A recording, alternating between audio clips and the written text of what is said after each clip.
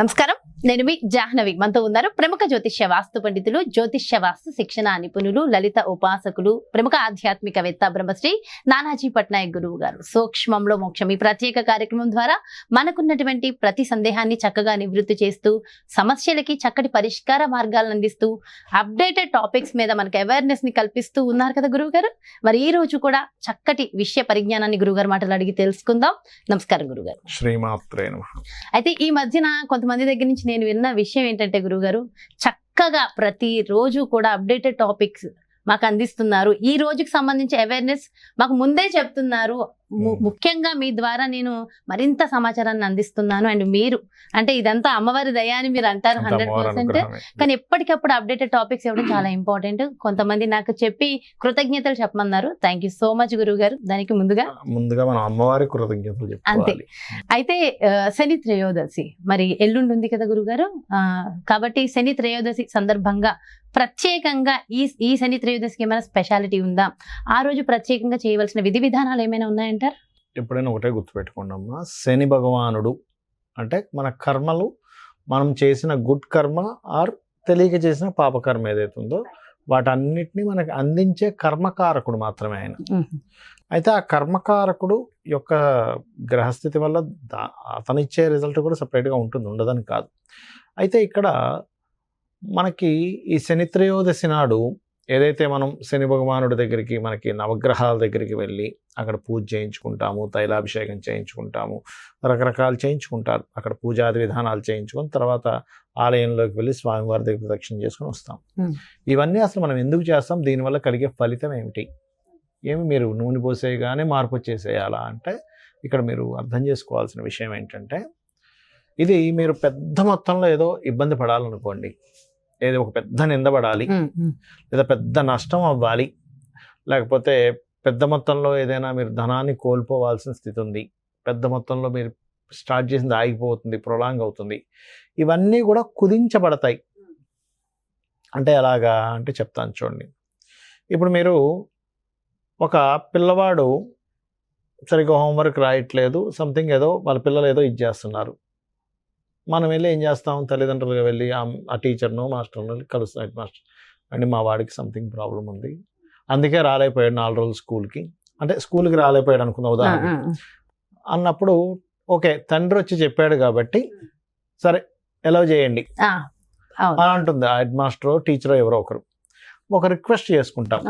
Okay, అలాగా కొన్ని తిథులు ఉంటాయి. త్రయోదశి అనేటువంటి తిథి ఏదైతే ఉందో, త్రయోదశితో కూడిన శని వారం వచ్చినప్పుడు అదొక యోగం. అది త్రయోదశితో శనివారం ఎప్పుడైనా వస్తే ఆ రోజు వెంకటేశ్వర స్వామి ఆరాధన కానీ, శని భగవానుడు ఆరాధన కానీ చేస్తే కర్మ ఏదైతే ఉందో, మనం అనుభవించాల్సిన పెద్ద కర్మ ఏది ఉందో అది కుదించబడుతుంది. ఎలా అయితే మాస్టర్ దగ్గరికి వెళ్ళి తండ్రి వెళ్ళి మాట్లాడితే ఆ పిల్లవాడిని అప్పటి వరకు ఇబ్బంది పెడుతున్నటువంటి పరిస్థితి ఏదైతుందో కొంత తగ్గుతుందో, ఆ రకంగా మనం ఇది చేయడం ద్వారా కుదించబడుతుంది. అయితే ఆ రోజు ఏం చేయాలి అంటే, ఒకటే గుర్తుపెట్టాలి, ఉపవాసం ఉండాలా లేకపోతే ఇంకేదైనా చేయాలా అనుకుంటూ ఉంటారు. కాదు, చాలా సింపుల్గా ఉదయం నిద్ర లేచిన వెంటనే, నిద్ర లేస్తూనే అమ్మవారిని కానీ, గణపతి స్కందుడు అమ్మవారిని తలుచుకొని నిద్ర లేవాలి. ఎప్పుడైనా గుర్తుపెట్టుకోండి. నిద్ర లేచిన వెంటనే చక్కగా కాలకృత్యాలు తీసుకొని ఇంట్లో పూజ ఫస్ట్ కంప్లీట్ చేసుకోవాలి. గుర్తుపెట్టుకోండి. చాలామంది ఏం చేస్తారు, గబగబా వెళ్ళిపోతారు. అలా కాదు, ఇంట్లో పూజ, మీకు గాయత్రి జపం చేసుకునేటట్టు గాయత్రి జపం లేదా నిత్య పూజ ఏదైతుందో చేసుకుంటాం. చేసుకున్న తర్వాత ఇంకా ఏమి తినకముందే, ఏదైనా షుగర్ పేషెంట్లు ఇలా ఉంటారు కదా, వాళ్ళు తినొచ్చు, తప్పు కాదు. ఏ పండో ఏ చిన్న టిఫిన్ చేయొచ్చు, తప్పు ఏమీ కాదు. ఏమి భగవంతుడు ఎక్కడా కూడా మనల్ని తినకుండానే రావాల్సిందని ఎక్కడా అనడు. మనం ఏంటంటే మన యొక్క ఆత్మ, మన బుద్ధి, మన మనసు దాన్ని నిలవాలి కాబట్టి తినకుండా వెళ్ళమని చెప్తాం. క్రోధినామ సంవత్సరంలో శాస్త్రోక్తంగా వేద పండితులచే సామూహికంగా శతచండీ యాగాలు పాల్గొనదలిచిన భక్తులు ఈ నంబర్లకు సంప్రదించగలరు. శక్తి ఉంది ఆ రకంగా లేదంటే వెళ్ళి చక్కగా నూనె తీసుకోండి. నూనె, నువ్వులు, నల్లటి వస్త్రము, దీపము, ఒకటి ఏదైనా ఒక నైవేద్యం పెట్టడానికి, ఒక పుష్పము, ఒక అగరబత్తి, హారతి, ఇవన్నీ తీసుకొని, సహజంగా శని త్రయోదశి రోజు అంటేనే వాళ్ళందరూ ఆ ప్యాక్ అమ్ముతారు. మనకి టెంపుల్కి వెళ్తే శని పూజకి అంటే ఒక ప్యాక్ అమ్ముతారు, అక్కడే గుడి దగ్గర అమ్ముతూ ఉంటారు. చక్కగా తీసుకొని, ఎలాగో అక్కడ పురోహితులు ఉంటారు కదా, ఆ టెంపుల్లో పురోహితులు మీ అందరికీ సంకల్పం చెప్పి చేయిస్తారు. అయితే ఒకటి గుర్తుపెట్టుకోండి, అక్కడ మీరు చేసే విధి విధానం బట్టి శని అనుగ్రహం ఉంటుంది. అంటే ఎలాగా, వీడిని ఎవరినో తోసేసి నేను ముందుకు వెళ్ళిపోదాము, అక్కడ ఏదో గొడవ పెట్టేసుకొని నేను ఇక్కడ ఉన్నాను ఇట్లా చేస్తే ఎప్పుడు పూజ ఫలించదు. భక్తిగా వెళ్ళమని అక్కడికి భక్తిగా వెళ్ళి ఎంతో ఇదిగా చేయడం. చేసిన తర్వాత చాలామందికి ఒక సందేహం ఉంటుంది, ఏమంటే నేను శని పూజ చేయించేసుకుని ఇంటికి వెళ్ళి టక్కని స్నానం చేసేయాలేమో అనుకుంటారు. అది తప్పు, చేయకూడదు గురువు. అవసరం లేదు. ఎందుకమ్మా పూజ చేస్తున్నారా, మీరు పీడను వదిలించుకుంటున్నారా? కానీ చాలా ఎప్పుడు మంది స్నానం చేస్తాం, ఎక్కడికైనా చావు దగ్గరికి వెళ్ళినప్పుడు స్నానం చేస్తాం. శనిని పూజ చేస్తే స్నానం చేయడం మీరు అన్నట్టు చాలా మంది చేస్తారు. అండ్ కాళ్ళు గుడికి వెళ్ళేటప్పుడు కడుక్కుని మళ్ళీ శని నవగ్రహాల చుట్టూ ప్రదక్షిణ చేయగానే వచ్చి మళ్ళీ కాళ్ళు కడిగేసుకుంటారు. నవగ్రహాల చుట్టూ ప్రదక్షిణ చేసినప్పుడు ఇప్పుడు మనకి శని త్రయోదశి రోజు బాగా అందరూ నూనె వేసేస్తారు, అక్కడ నూనె పడిపోయి ఉంటుంది. అవునవును. ఆ జిడ్డుకి కాలుతో నడుస్తే పడిపోతామేమో అనే దూరంతో కాలు కడుక్కోండి, కానీ తప్పు అది కాదు. కాస్త మహాపాపము అన్నదాకా నువ్వు వచ్చేస్తుంది. పూజించిన వ్యక్తిని నువ్వు పాపంగా ఎలా భావిస్తావు అంటారని. ఇప్పుడు నువ్వు తల్లిని పూజిస్తావమ్మా, అవునవును. తల్లి కాళ్ళను దండం పెట్టుకున్నావు, తల్లి కాళ్ళను దండం పెట్టుకున్నావు అంటే దాని అర్థం ఏమిటి? నువ్వు గొప్పగా భావించేగా నువ్వు తల్లి కాళ్ళకి దండం పెడుతున్నావు, అవును. తండ్రి కాళ్ళకి దండం పెడుతున్నావు, భగవంతుడికి దండం పెడుతున్నావుగా. మరి శని భగవాన్ ఈ గ్రహాలన్నీ కూడా దేవతలే కదా. అవును. నువ్వు దేవత దగ్గరికి వెళ్ళి నువ్వు పూజించి మళ్ళీ నాకు ఆ పీడ ఉండకూడదని ఎందుకు అనుకోవడం? కరెక్ట్ చెప్పారు. ఎక్కడా కూడా జ్యోతిష్ శాస్త్రంలో దశమ లాభాధిపతి శని, దశమాధిపతి లాభాధిపతి అయినప్పుడు దశమం అంటే వృత్తిని ఇచ్చేవాడు, లాభం అంటే నీకు ఎంజాయ్మెంట్, నీ లైఫ్లో సక్సెస్ని ఇచ్చే కారకుడు శని అయ్యాడు. ఇది వీక్గా ఉన్నప్పుడు మీకు అవి రావట్లే. శని దోషము అంటే అర్థం ఏంటంటే ఇది ఉండాల్సిన బలం లేదు, అందుకని మీకు రావట్లేదు, దాన్ని మనం బలపరుచుకుంటున్నాము, ఇది అర్థం చేసుకోవాలి. అంతేగాని అంతరాంతరంగానో వెళ్ళొచ్చేసాం కాబట్టి వెంటనే తలస్నానం చేసేసేయాలని కాలు కడిగేసుకోవాలని ఇది కాదు కాన్సెప్ట్. మీకు నూనె అంటుకుంది కాలు కడుక్కోండి, తప్పు కాదు, ఎందుకంటే పడిపోతాం కాబట్టి. చక్కగా కాలు కడుక్కొని మీరు వెళ్ళి స్వామివారి దగ్గరికి వెళ్ళి దర్శనం చేసుకుని రండి. కంపల్సరీ కాలు కడుక్కోవాలని రూల్ ఏమీ లేదు, స్నానం చేయాలని కంపల్సరీ ఏమీ లేదు, గుర్తుపెట్టుకోండి. ఓకే, మనకి ఎవరైనా చనిపోయినప్పుడు వారి ఇంటికి వెళ్ళినప్పుడు చేసుకుంటాం. అది ఎందుకు బ్యాక్టీరియా ఫామ్ అవుతుంది కాబట్టి సైంటిఫిక్గా కూడా చనిపోయిన శవం దగ్గర లేకపోతే అశౌచం ఉంటుంది కాబట్టి మనం స్నానం చేస్తాం. ఇక్కడేం బ్యాక్టీరియా ఫామ్ అవుతుంది? మనం పూజకి వెళ్ళినప్పుడు ఆలోచించాలి కదా. మరి మనం భక్తిగా చేస్తున్నాము, అది చేసుకోవాలి. వీలైతే శని త్రయోదశి నాడు అన్నదానం చేయాలి, గుర్తుపెట్టుకోండి.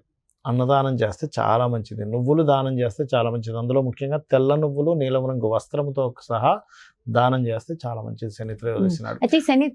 చాలా మంది నూనె తీసుకోరు, అంటే నువ్వులు కానీ గొడుగు, శాస్త్రంలో చెప్పింది ఏంటంటే నువ్వులు, గొడుగు, చెప్పులు, ఇనప వస్తువు ఇట్లాంటివి దానం చేయమని చెప్పింది శాస్త్రం. ఇప్పుడు తీసుకోలేదు అనుకోండి, ఇప్పుడు అక్కడ ఉండే అమ్మో శనిదానమో మేము తీసుకోం, ఎక్కువ దక్షిణ తీసుకుంటా ఉంటారు, తప్పేం లేదు. నేనేమంటానంటే ఎక్కువ దక్షిణ ఎందుకు తీసుకుంటారంటే అంటే నేనేం పౌరోహిత్యం చేయను, నేనేం దానాలు తీసుకోను. విషయం ఎందుకు చెప్తున్నా అంటే దానికి తగ్గ జపం చేసుకోవాలి పురోహితుడు కదా, అప్పుడే దోషం పోతుంది. పాప ఆయన తీసుకుంటున్నాడు కదా దోషాన్ని. అందుకని మీ దగ్గర నిజంగా డబ్బులు లేవనుకుని చెప్పుకోండి, అయ్యా నేను అడుగుతున్నా, ఇన్ని డబ్బులే ఉన్నాయి, ముందే నేను కష్టాల్లో ఉన్నా అంటే వాళ్ళు కనికరిస్తారు. కొంతమంది కనికరించే వాళ్ళు కూడా ఉంటారు, మరీ అంత కఠినంగా ఉండే వాళ్ళు కూడా ఏమి ఉండరు. పురోహితులు అందరూ అలా ఏమి ఉండరు, అన్ని రంగాల్లోనే మంచి వాళ్ళు ఉంటారు, బాగా ఇబ్బంది పెట్టే వాళ్ళు ఉంటారు. మనం అందరినీ ఒకే కట్టకూడదు అక్కడ. అయితే నేననేది ఏంటంటే తీసుకోవట్లేదు ఎవరు, ఉదాహరణకి ఎన్ని డబ్బులు ఇస్తానన్నా తీసుకునే వాళ్ళు కూడా ఉంటారు. అలాంటప్పుడు చక్కగా శని త్రయోదశి నాడు బెల్లం ఉంటుంది, చక్కగా గోశాలకు వెళ్ళి పిడికెడు బెల్లం ఎక్కువ పెట్టకండి, జస్ట్ ఒక పిడికెడు బెల్లం తీసుకెళ్ళి గోవుకు తినిపించండి, సరిపోతుంది. అయితే ఈ శని త్రయోదశికి సంబంధించిన ఈ పరిహారాలు ఎవరైనా చేయొచ్చు అంటారు? అంటే కొంతమందికి ఏమంటారు ఏటిసూలా ఉంటుంది కదా, ఇంకా ఏటిసూతకం ఉంటుంది, సో అలాంటి తీరిపోతే చేసుకోవచ్చు. అయిపోయిందంటే చేసుకోవచ్చు. దోష పరిహారం కదా, హ్యాపీగా చేసుకోవచ్చు.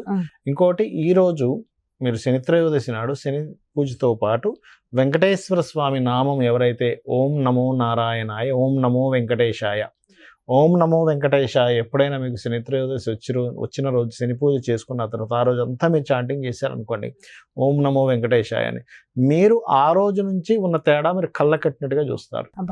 శని త్రయోదశి రావడం యోగం అయితే యోగం అసలు అద్భుతంగా వివరించారు. మీరు చెప్తున్నప్పుడు ఆ పాజిటివ్ వైబ్స్ అర్థమైపోతున్నాయి గురుగారు. Thank you so much. నమస్కారం. శ్రీమాత్రే నమః. ఎస్ అండి, నిజంగా ఇది జీవితం అంటే మన జీవితం మారబోతోంది, మార్చుకోవడానికి ఒక శుభశకునం మంచి రోజు అంటే అది ఈ శని త్రయోదశి అని చక్కగా దానికి సంబంధించి విషయ పరిజ్ఞానాన్ని మనందరికీ అందించేశారు కదా గురువు గారు. సో ఖచ్చితంగా శని త్రయోదశి నారు కుదిరిన వాళ్ళందరూ కూడా ఆ శనికి తైలాభిషేకం చేసుకుని ఆ రోజు మొత్తం గురువు గారు చెప్పిన ఆ మంత్రాన్ని జపిస్తూ ఉండడం వల్ల ఆ రోజు నుంచే జీవితంలో ఒక మార్పునైతే చూస్తామనేది చెప్తున్నారు. ఇది నమ్మండి, నమ్మి చేయండి, ఖచ్చితమైన మార్పు కళ్ళ ముందు కనిపిస్తుంది. మరో చక్కటి ప్రత్యేకమైన కార్యక్రమంతో మళ్ళీ మీ ముందుకు చేస్తాను. మరి అదేవిధంగా మీ యొక్క జాతకానికి సంబంధించి కానీ లేదంటే మీ ఇంటి వ్యాపార వాస్తుకి సంబంధించి కానీ గురువు గారిని సంప్రదించాలి, అపాయింట్మెంట్ కావాలి అనుకుంటే వెంటనే క్రింద డిస్ప్లే అవుతున్నటువంటి నెంబర్స్ కి కాల్ చేయండి. నమస్కారం. సుమన్ టీవీలో మీ పర్సనల్ అండ్ బిజినెస్ ప్రమోషన్స్ కోసం కింది నెంబర్కి కాంటాక్ట్ చేయండి.